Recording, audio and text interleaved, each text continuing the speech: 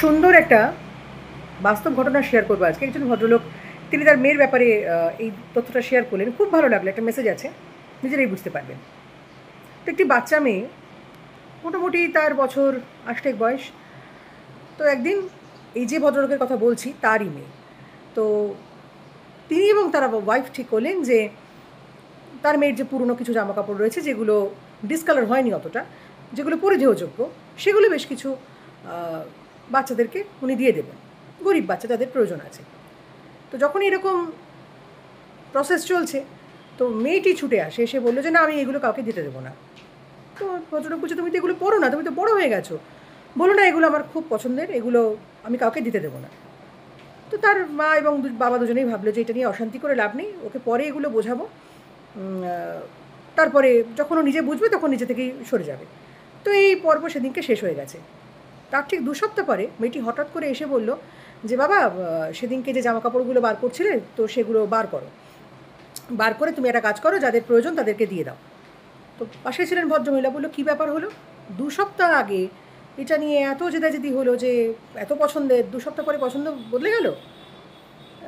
এত তাড়াতাড়ি পছন্দ বদলানো তো খুব মুশকিল। তখন বাচ্চাটা বলছে যে না, আমি একটা ভিডিও দেখেছি, দেখে আমার খুব খারাপ লাগলো, ভাবলাম যে না, এই জামা কাপড়গুলো দিয়ে দেওয়া উচিত। তো ভিডিওটা কী ছিল না, একটি বাচ্চা ছেলে, তো সে বা আমার সঙ্গে কোথাও একটা যাচ্ছে, যথারীতি স্টেশন দিয়ে যাচ্ছে, স্টেশনে ট্রেনের জন্য ওয়েট করছে। তো প্রচণ্ড ভিড় প্ল্যাটফর্মে, আর দূরে কোনো একটা বাচ্চা বসে আছে যার পায়ে জুতো নেই।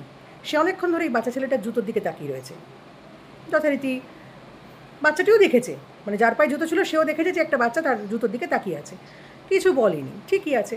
তো যখন প্রচণ্ড ভিড়, বললাম আগেই, ট্রেন এসেছে, ঠেলাঠেলি করতে করতে উঠে গেছে। এবার উঠতে গিয়ে ওই বাচ্চাটার একটা পায়ের জুতো নিচে পড়ে গেছে, এবং যার পায়ে জুতো নেই সে কিন্তু দেখতে পেয়েছে ওই একটা পাটি জুতো পড়ে গেছে। সে এবার ছুটতে আরম্ভ করেছে বাচ্চাটাকে জুতোটা দেবে বলে। না, একটা পাটি জুতো নিয়ে কিভাবে যাবে? তো এই বাচ্চাটাও প্ল্যাটফর্ম থেকে ছোটা আরম্ভ করেছে, কিন্তু বাচ্চা তো এটাও বাচ্চা ওটাও বাচ্চা, ছুটতে পারছে না, এবার স্পিড বেড়ে গেছে। তখন যে ছেলেটা ট্রেনে উঠে পড়েছে, যার পায়ে জুতো ছিল, সে করলো কি, আরেকটা পাটি জুতো ছুঁড়ে ওই বাচ্চা ছেলেটাকে দিয়ে দিল, দিয়ে টাটা করে চলে গেল। এটা হচ্ছে মেসেজ, যে এক পাটি দিয়ে কী হবে, তুই ভাই 2 পাটি নে, তোর কাজে দেবে, কারণ একটা তো হারিয়ে ফেলেছি, তোকে একটা দিলে বরঞ্চ তোর কাজে দেবে। তো বাবা, আমি এই ভিডিওটা দেখেছি, তখন ভাবলাম যে সত্যি সত্যি যাদের প্রয়োজন আছে তাদের দিয়ে দাও। এই যে পুরো আমি বিষয়টা বললাম, তাতে কিন্তু একটা সুন্দর মেসেজ আছে, সেটা হলো বাচ্চা মোবাইলে কী দেখছে সেটা ইম্পর্ট্যান্ট। যেটা দেখবে তার একটা ইম্প্যাক্ট, মানে প্রভাব, সে বাচ্চাটার মধ্যে পড়বেই। খারাপ জিনিস দেখলে খারাপ প্রভাব পড়বে, আর এ ধরনের কোনো ভালো ভিডিও দেখলে তার মধ্যে ভালো জিনিসটাই ঢুকবে, ভালো ভাবটা তার মধ্যে থাকবে। এখন কখন কোন বাচ্চা কী দেখবে সেটা তো আপনি জানেন না, সেটা আপনাকেও জানতে হবে যে উল্টোপাল্টা ভিডিও তাকে দেখানো যাবে না, এবং তাকে একটা সার্টেন স্ক্রিন টাইম দিতে হবে, যে এরপরে তুমি দেখবে না, দেখাটা ঠিক না, হোমওয়ার্ক করতে হবে। তো সেই ব্যাপারগুলো তো রয়েছে। মোদ্দা কথা হচ্ছে, বাচ্চা মোবাইলে বা টিভিতে কী দেখছে তার উপরেও কিন্তু অনেক কিছু নির্ভর করে।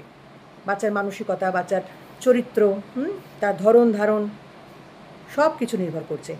সেদিকেও একটু নজর দিতে হবে। বোঝা গেল? ভালো থাকুন।